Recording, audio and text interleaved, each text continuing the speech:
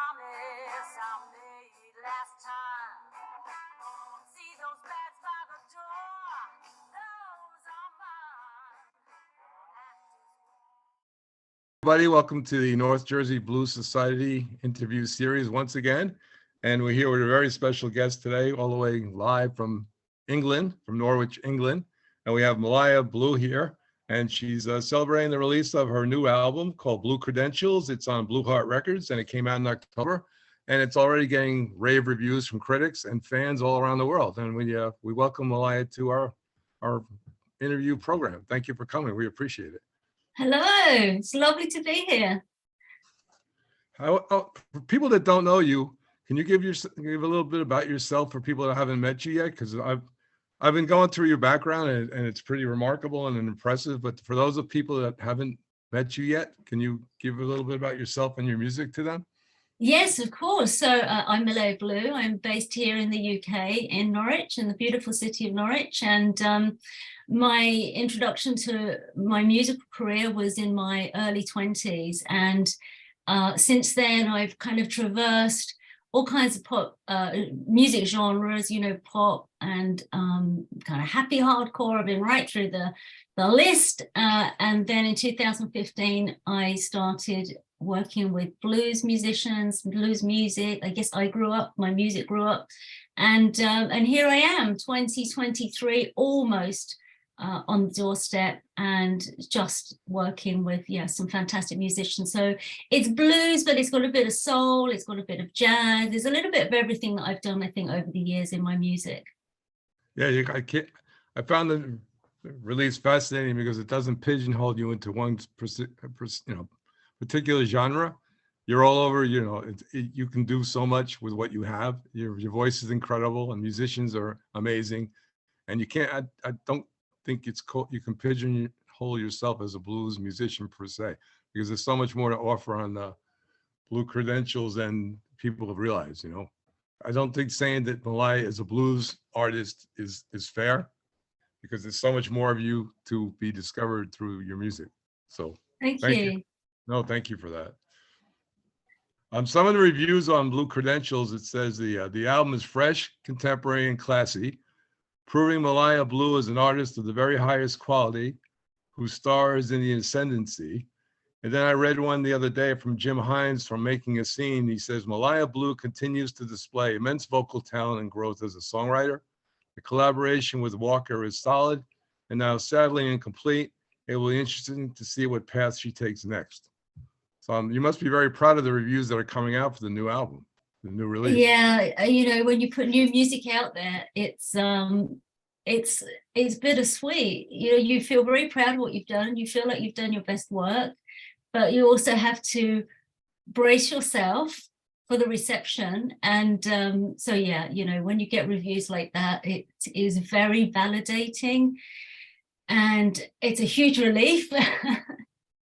No, it's amazing. This album must have opened a lot of doors for you, because every review that I've read has been upbeat, positive. The fans love it. I have people telling me how good it is. It's a credit to you and to the musicians and how hard you worked on the project. So yeah, you must be very proud of your work, because it paid off. It really has. Yeah, and that is huge, because as a songwriter, I guess we work in two halves. We write for ourselves, we're telling our story, or we're sharing other people's stories through song, but we're also writing for our fans. And once you realize that you have fans and you have listeners, there is a responsibility to give them, something that falls well on their ears. You don't want to just be, or I don't want to always be taking really wide risks and disappointing the people that have supported me all this time. So, when you hear your fans and when you hear the reviewers coming back and saying, yep, she's done it again, it's getting stronger, she's growing, she's learning, that is massive. Yeah, because where you started in 2015 to where you are now in 2022, almost 2023, it's been a huge growth spurt for you as a singer, as a songwriter, working with the musicians that you have. Some of the most incredible musicians in the world have come to your doorstep. That growth, that you could see it from all these years as you continue to develop yourself. It's pretty amazing. I'm sure you see it yourself and you feel it yourself to where you are. Absolutely, yeah. And you know, some of that was actually also about unlearning habits. You know, this is one of the things that Dennis really brought to the party, amongst a myriad of amazing skills and talents. But he was, you know, bold enough, I guess, honest enough to say to me, you know, Malaya, where are you going with this lyric? What are you trying to say? What are you trying to communicate? And I hadn't really had anyone ever pull me up on what I was doing. So, you know, he gave me some tough lessons, and I was a very, very willing student. Who wouldn't be? I was a very willing student. So yeah, it was great to push some boundaries and try some new lessons. Yeah, because the new release is amazing because it doesn't, like I said, it doesn't pigeonhole you as a certain artist. There's so much more to you on the CD, on the release, than people would imagine. I don't think calling you per se a blues singer is exactly fair because you're so much broader than that. There's so much more of you than that. So, you know, I urge people to check out Blue Credentials and discover them for themselves, how good you really are. Thank you. Yeah, me too. I urge them to do that just the same. I was blown away by it, and it's still in my car, and I have it here in the house, so it's still on rotation. So I love that. You know, it's just incredible to think that, you know, the songs when they're written, they start, you know, here, this is my little office at home, this is where I sit and write, you see my big black chair behind me, and this is where it kind of all starts. And so to think that it's out there, it's in your car. Somebody put a post up on Facebook the other day saying they'd had a couple cold beers and they were chilling to some MB, and I'm just like, wow, there you go. I will never get old. That's just incredible. That kind of music, you know, it's just chill out, grab your friends, hang out music. You know, it's good. It's driving around music. Once the weather gets, you know, it gets warmer. Yeah, it's a good time feel. It's really a credit to you and everybody that worked on it. When you grew up in England, was your family musical? Did you have an opportunity to develop your skills as you grew older? How did you start out as a singer and songwriter? Well, my very first experience of singing was in the church as a child.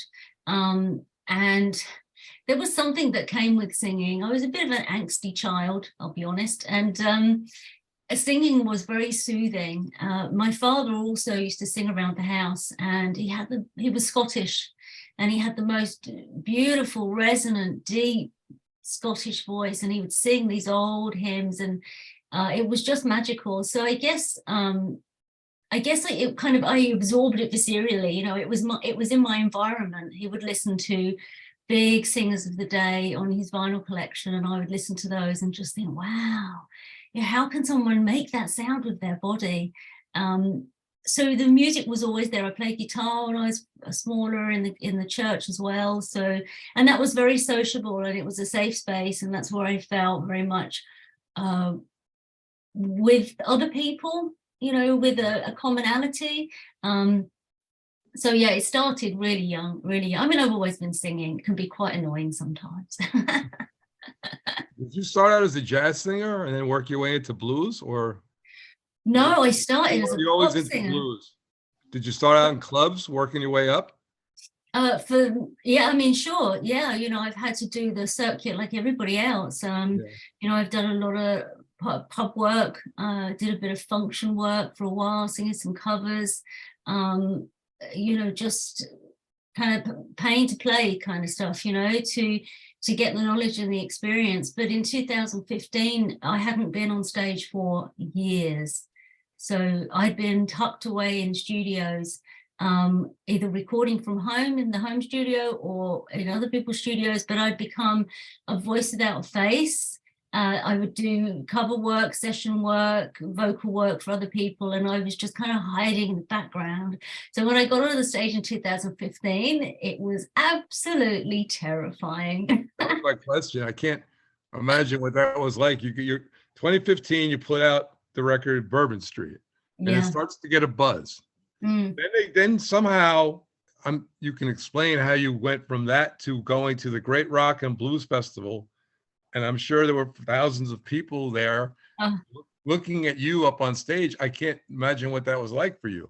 It was terrifying, and it was very quick as well. Bourbon Street came out and a copy was sent to Steve Yoglovich, who's been my manager ever since. And he spoke to the producer and said, you know, this girl Malaya, you know, she's got a good voice, I'd like to do an interview. And the producer said, well, do you realize that she lives in Norwich, the same town as you? So we met, we did the interview, we became very good friends very quickly, and we have been ever since. But Steve decided the following January that I was going to get up on stage at the Skegness Blues and Rock Festival, which is a huge festival, first one in England for the year at the end of January. And my set, I was headlining that night, my set was at 1 o'clock in the morning.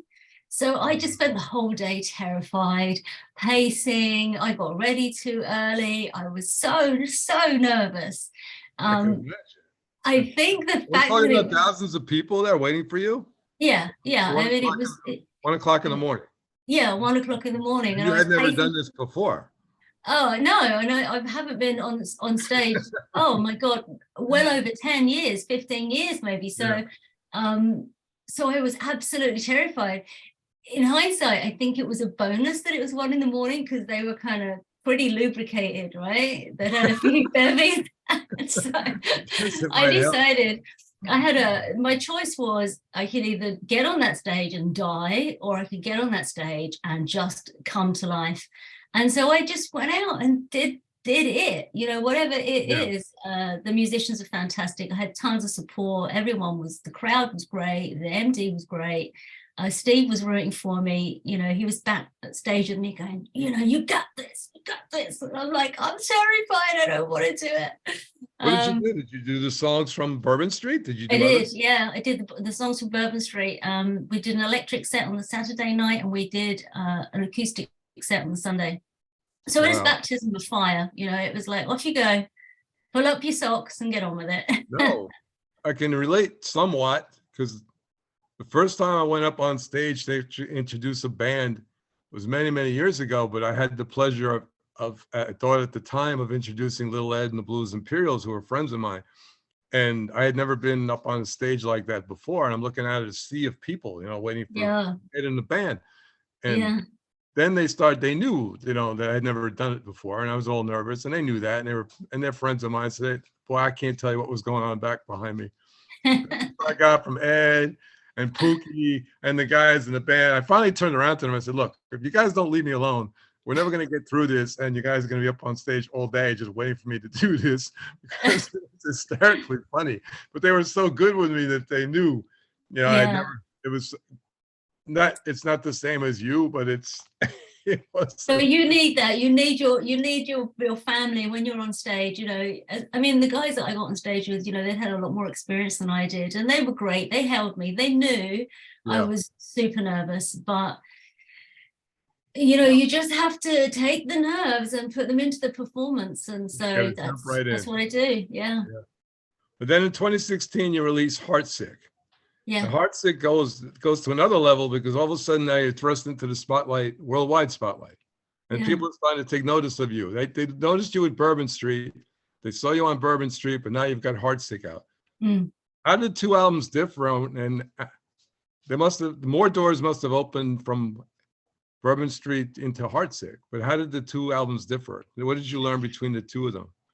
With Bourbon Street, I took less risks. I was still a little bit sweet, I think. So when we did Heartsick, and the title track, Heartsick, the first track on the album, I really wanted people to think, she's not all kind of just sweetness and light. She can be a bit sassy and have a bit of attitude. So I think what had happened was, with Bourbon Street, we released Bourbon Street, then I started gigging live, and I learned so much about delivering those songs to a live audience. And you feel the song in a different way, where when you're on stage and you've done it, you know, several times, 10, 15 times, you've done that track, and it's starting to feel different, you wear it different. And also you learn more about what you're capable of when you're performing live. You know, in the studio, I can kind of go, cut, you know, from the top, from the 16th bar, whatever. But when you're live, you don't have that. So I'd learned a lot about myself and my capabilities, and I wanted Heartsick to reflect that. Because suddenly after Heartsick, you started to get worldwide attention and people started to take notice of you more than they did before. So yeah, you're on your way. Yeah, it Yep. got really scary then.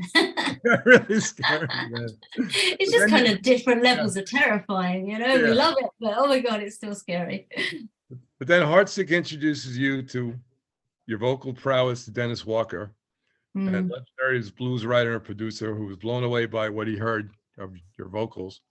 And they started writing songs tailored to your voice, took you under his wing, and passed on his songwriting techniques and skills to you. And Malaya is the only UK-based artist Dennis has ever worked with. And this must have been an extraordinary partnership and something that you must be quite proud of. Well, you know, it's just unbelievable that happened. You know, how does a little old me from Norwich end up working with somebody with such stature in the industry and with such a long history of success? So I was extremely privileged, and I was terrified of Dennis to begin with. You know, when I'd send something to him, it was nail biting. I was like, oh no, I kept checking my emails. How did he find you? I mean, Well, he would have been Steve, my manager, Steve Yoglovich. He and Dennis had communicated prior to the release of Heartsick. So they were in communication, and I think Steve is a real chess player in terms of how he helps to manage the next steps. I think he realized he doesn't want me to be overwhelmed, but at the same time, he knows that he needs to push me because I can, like a lot of artists, can sometimes lack self-confidence. So he had already had some communication with Dennis, but he hadn't sent him anything. And then when we released Heartsick, he sent Dennis Heartsick, and Dennis came back and went, who is this girl? We need to talk. And Dennis actually did a UK interview with a station in the UK. I think the first British-based interview he'd ever done. And they said to him, you know, what is it about Malaya? And he just went, man, that voice. Yeah. So yeah, that was nice. I've read a lot of interviews, and I've read a lot about Dennis Walker and what he thought of you, and that's exactly what it was. I mean, he's so impressed by you and so blown away by what you can do that not only does he work with you, he takes you under his wing, and he teaches, you know, you his skills and shares his talents with you as a songwriter. You know, that must have been unbelievable for you, because here you are, you know, you start out in this town in England, and suddenly there's Dennis Walker talking about you. And as impressed as he is, he's thrilled and he's working with you. That's congratulations. I mean, that's phenomenal. It is phenomenal. And it was, you know, you sometimes you get songs sent to you by other writers because they want you to do the recording, you know, and it's, you know, let's be honest, you know, there's got to be some publishing in there, and there's a bit of a split, and we're all, you know, trying to make a living. But Dennis, it wasn't like that with Dennis. With Dennis, it was more about giving that gift to somebody else. You know, there's history in blues music where they take another fledgling under their wing and they develop them. And my gift was Dennis, and he challenged the way I was writing, and he, you know, he was a tough teacher. He didn't mess about. You know, he'd be like, no, it's no good, and I'd be like, oh, okay. So why is it no good? You know, what are we trying to do here? And he would just refine and refine and refine. And, you know, we lost him this year, and that's really sad because he got to hear Blues Credentials. He loved what we'd done with that. It would have been lovely if he'd been able to see all of the great reviews and everything. But he was very, very, I was going to say proud, but that should be for him to say. He was very pleased with what I was doing, and I was very responsive to his instruction. And he did hear it before he passed away. He did, yeah, thank goodness. He was pretty impressed by everything that went on. That's what I read. He was proud. He was very happy with the work and the way it turned out. And it is a shame that he's not here, but the music, that his legacy is what you guys put together is his legacy. So absolutely, yeah. And you know, I got a copy of his book. I've actually got it here on my bookshelf, Chasing the Blues, and in the discography on the back page, I'm sure quick plug. No, Fantastic, you should plug it. fantastic book that Dennis wrote. His journey through the blues music and Robert Cray and everything he's done. But his discography in the back, like the last album that is there, of course, was the one that he wrote with Malaya Blue. So, you know, that he's brought me into the history of blues music, and you know, for that, I'll always be grateful. Oh, congratulations. That's his Thank legacy is what you guys did together. So I mean, the Yeah. music lives on, and that's one good thing. Dennis, you know, he'll always be there. Yeah, absolutely. Yeah, it's our version of immortality is to write music. That's right. So he'll always be there. Then, all right. So then after you get Heartsick, Still comes out, and people are still Yes. talking about Still. I mean, I've been preparing for this. I've been listening to a lot of your music and a lot of the reviews, you know, of Still, and it just blows me away, because Still, all of a sudden, you get recognition in the United States, which is phenomenal. It spends a year in the blues and the roots music charts. It has 6 Grammy considerations in 6 categories. So you went from Bourbon Street to Heartsick to Still. Yeah. That's quite a journey. You know, It was, yeah.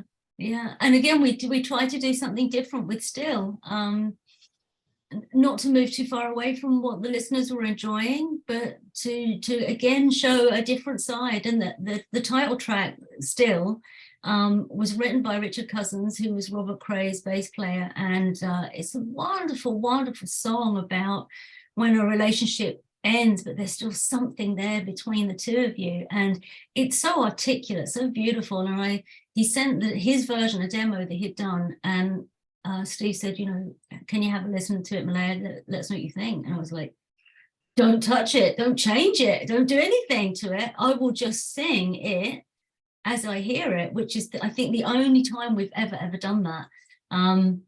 Yeah, a wonderful song. And the collaborations,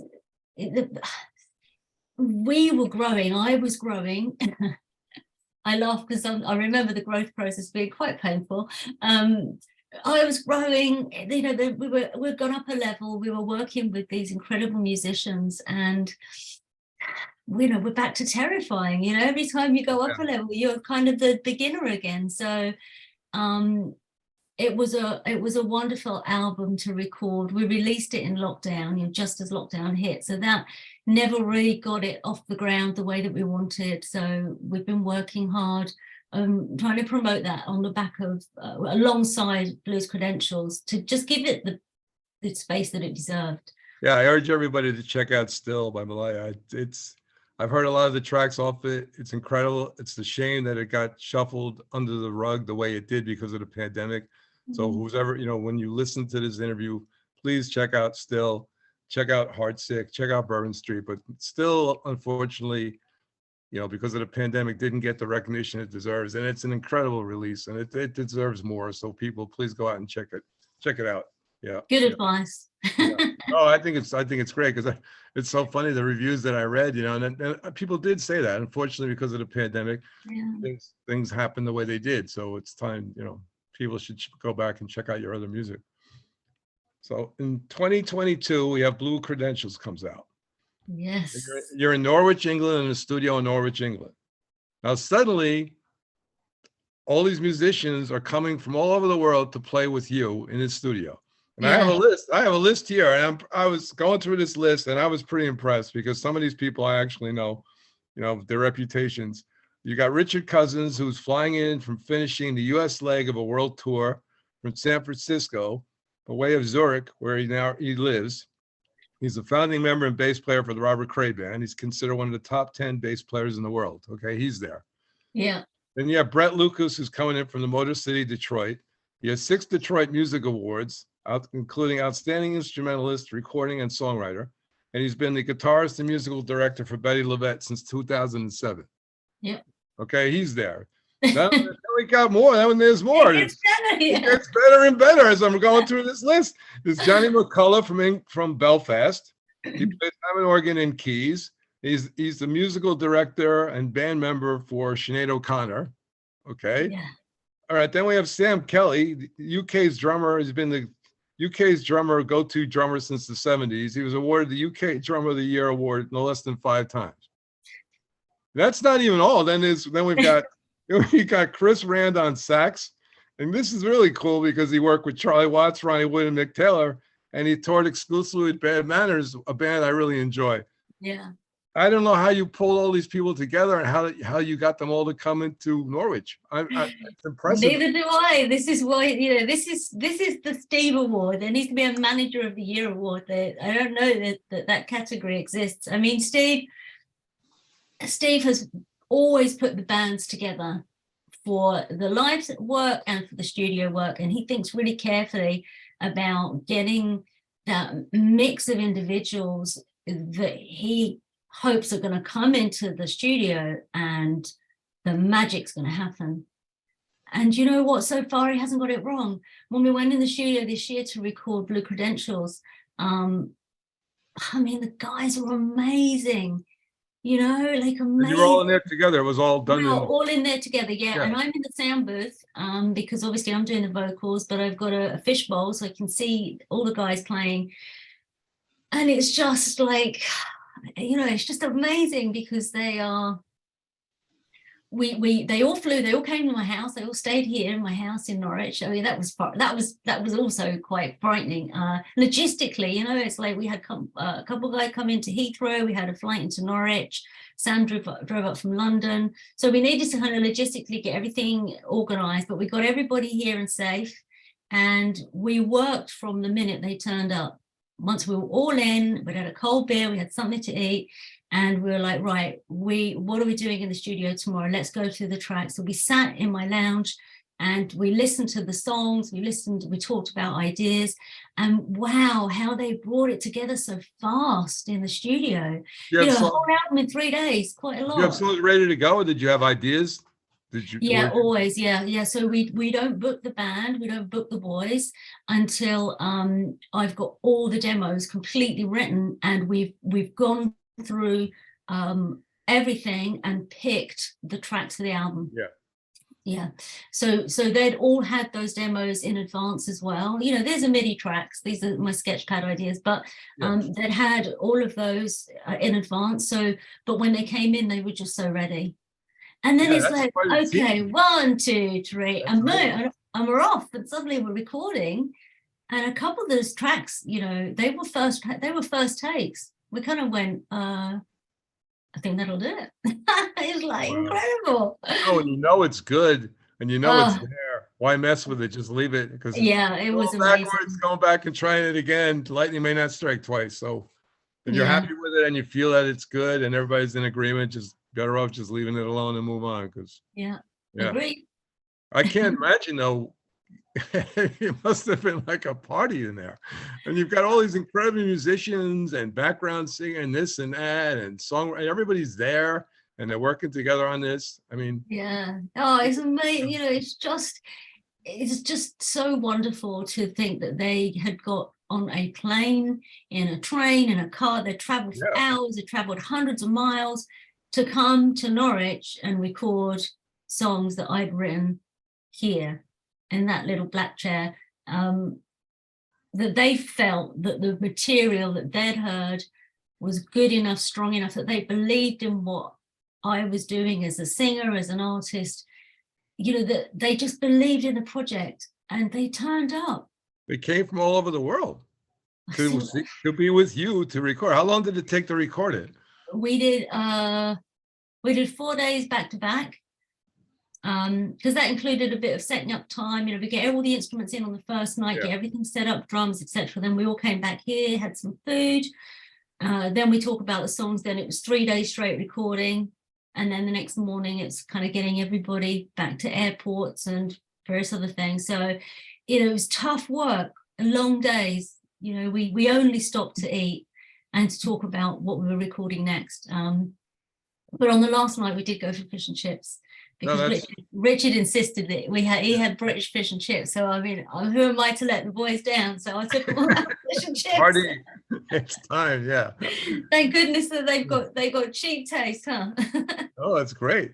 When you did Still, were you able to do it in the studio, or did you do it because of the pandemic? Did you have to do it through different sending people tracks We'd already recorded it.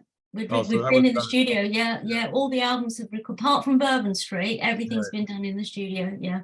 Then you got hit with the pandemic, so it kind of got put on the shelf. Yeah, we just made it by the skin of our teeth. I mean, thank goodness it hadn't, a shift a couple months in a different direction, and that would have changed everything.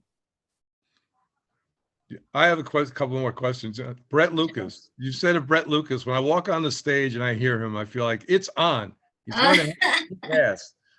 How's the relationship with Brett Lucas? I mean, that's well, you know what? To that quote, but I picked that out, but it's very cool. So I just wanted. It is very cool, and the worst thing is, it's not mine. You guys, you did your homework, but that was Betty LaVette that said that. But that doesn't matter because I know Bet very well. Her and Kevin. I mean. Yeah. She's amazing. And the first time I saw Brett, they were playing London. They were doing London, I think, Jazz Cafe. And I went to see Betty, and Brett was on stage with her. And I remember saying to Steve, who's the guitarist? And he said, oh, that's Brett Lucas. And I went, he is really, really tasty. And Betty, of course, is brilliant. The whole band were fantastic. It was a brilliant performance. The thing with Brett is he's got this incredible musical intelligence. He's an outstanding guitarist, but it's his ability to work with the whole track in his head at the same time. His ear for tuning is impeccable, but he's just so great to work with. And oh my God, when he did the solos in the studio, we're all in the control room and he's out in the live room, soloing, and we're like that. He just mesmerized. I've seen him play with Bet, and I can understand. A few years ago, he played with Bet at the Montclair Jazz Festival, so I know who you're talking about. I was in front of the stage taking pictures, and it was just such a much I love Bet. I was just glued to the guitar player. Yeah, he's fantastic and such a nice guy. And I think this is the thing. Johnny McCulloch did not put a finger wrong for 4 days, did not play a single note out of place for 4 days. I mean, the level of musicianship, the level of commitment they have to their instrument is what makes them so outstanding. And also the time that they clearly spent thinking about their role in song, but bringing freshness and uniqueness in themselves, which I think is very important. All of them, everything was so fast. Because they're so good. Different too. They're all coming from different genres, different directions. So they're bringing all of their experience, all of their styles and techniques into the studio, and it works. Yeah, absolutely. They're sharing of themselves to work with you on songs, and it works. So that's why it's so different about Blue Credentials. There's so much on there that's different because each one of those musicians brought something unique to that session. 100%. And I think, again, credit has to go back to Steve, because it's Steve that decides who we're going to invite, to work with us, and hope that they'll say yes. But it's Steve that kind of constructs the whole project in his head, and he thinks about who do we need, what vibe do we need to bring to this piece of work, and that's not easy. You can hear my dogs barking. Sorry, that's not. And to bring them from all over the world. It's not just all over. They came from Detroit, they came from San Francisco, from Zurich, from here, from there. I mean, to bring them all together and get them there and do that in the studio, that's pretty remarkable. And I remember when Steve rang me and we were talking about, I think one of the tracks Brett had written the music for. So we were thinking, how are we ever going to get someone else to play it like this? And Steve was trying to think about this logistically. How do we work? How do we get around this? And then Steve rang me up and he went, I think I've worked out, the guitarist. And I was like, oh, okay, great. Who's it going to be? And he went, well, I thought, we need Brett. I was like, what, you mean Brett's coming here? And he was like, yeah, he's going to fly to England to go in the studio with you. I mean, come on. It can't get much better. Yeah. No, it doesn't get better than that. So, I was absolutely thrilled. And, as you were saying earlier about the legacy that we leave, these moments will be with me forever. And my music will, you know, will go on and it will be out there forever. And these collaborations, they're now down in ink. You know, Yeah. it's wonderful. Well, we lost Dennis Walker in 2022, but he did get to hear Blue Credentials when it was completed. And I can't imagine that was easy for you, because he was just so much a tremendous part of your life and your career. I can't imagine what you've been going through dealing with that. It had to have an impact on you, because he was there for years for you and with you. So yeah, it was very sad. And we got a phone call the day before from his wife saying, I think, you know, Dennis is probably not going to be with us for much longer. So we were kind of braced. And what was interesting was the last couple of times I'd spoken to Dennis, he didn't really want to be on the camera. So I figured he wasn't feeling his best. But yeah, you know, he gave me something that will live forever. Yeah, he did. And he gave you something that will live with us forever, because the music is going to be there, like I said. So it's his legacy. So, well, on a lighter note, Betsy Brown, Blue Heart Records. Betsy. Okay. Let's see if I get this quote right, because the last time you told me it was Betty Levette that said that. Let's see if I get this right. No, let me see. All right. About Heartsick, all right? Betsy said this, okay? She said, Heartsick is a great album, but Malaya can do more. You can do more. That really resonated with me, because in this industry, you hear people say, oh, PR will tell you anything to get your money, but certainly that is not the case. And then you and Betsy have a lot in common, because you both grew up in England, right? And then she came to Tennessee. You're still in England, but you're close friends with her. You have a great relationship together. She told you that. She said, Heartsick is great, but you can do much more. So she and that was great, actually. Betsy used to live in Norwich. She's very good friends with Steve. She's been over in the States now for several years. But you know, going back to what I was saying earlier about Dennis being one of those that was bold enough to say to me that, you know, you need to think about this some more. Betsy, actually, she did do the same thing. You know, we sent her Heartsick because she'd heard Bourbon Street, and we were kind of thinking, oh, you know, Heartsick's a real step up. She's going to love it. And she came back and she went, yeah, it's not bad. It's good. It's all right. And she said, look, there's nothing wrong with the songs. There's nothing wrong with what you've done. There's nothing wrong with what you've sent me. But Malaya, there's more.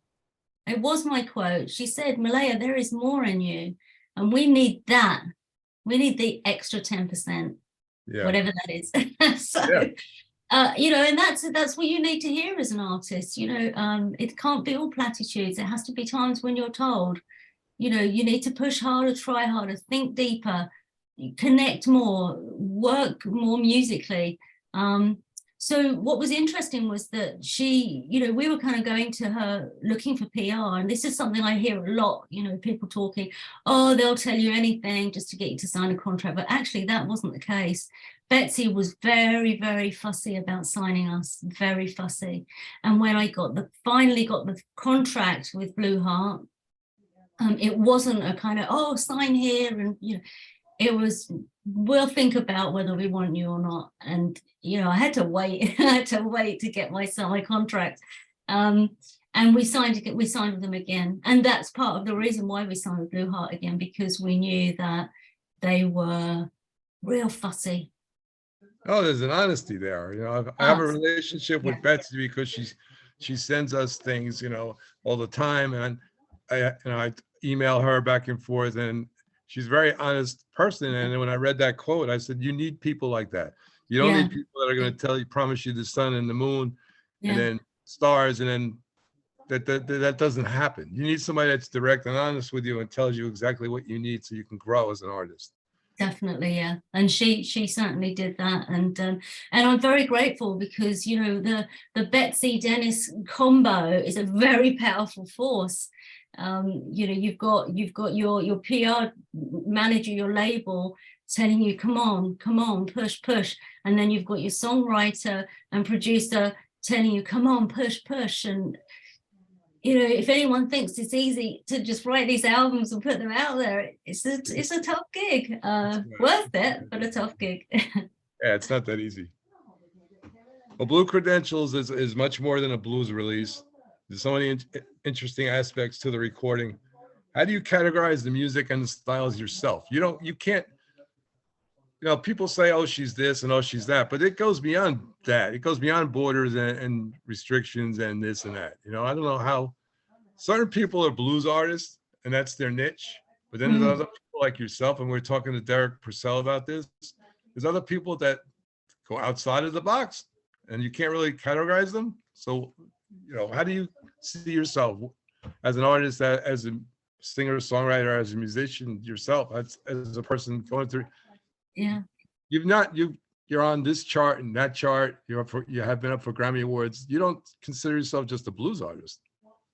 No, I think you're right in that all of those influences from the very early days of my getting engaged with music and all the way through all the different styles that I've done I've identified different parts of me in those different genres that I really enjoy. And now what's lovely is in the melting pot, there's a little bit of everything.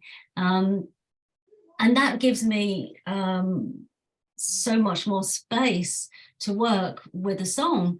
It gives me a lot of tools. I mean, I don't really like the whole genre thing anyway. It's never been my thing. Some people are very curious about music falling into genres, but for me, it's a song. It doesn't matter where it comes from. My musical taste is very, very diverse and eclectic, and I just think the song speaks. I mean, last night I was listening to Pink Floyd until about 3:30 in the morning. I didn't go to bed till late.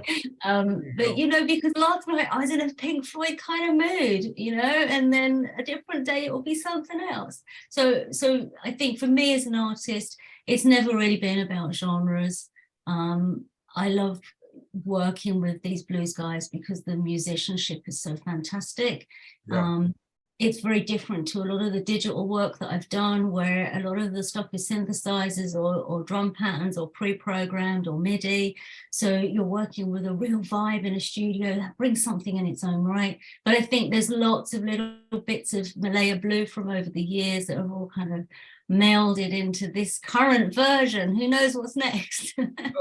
That's because you're landing on so many different charts.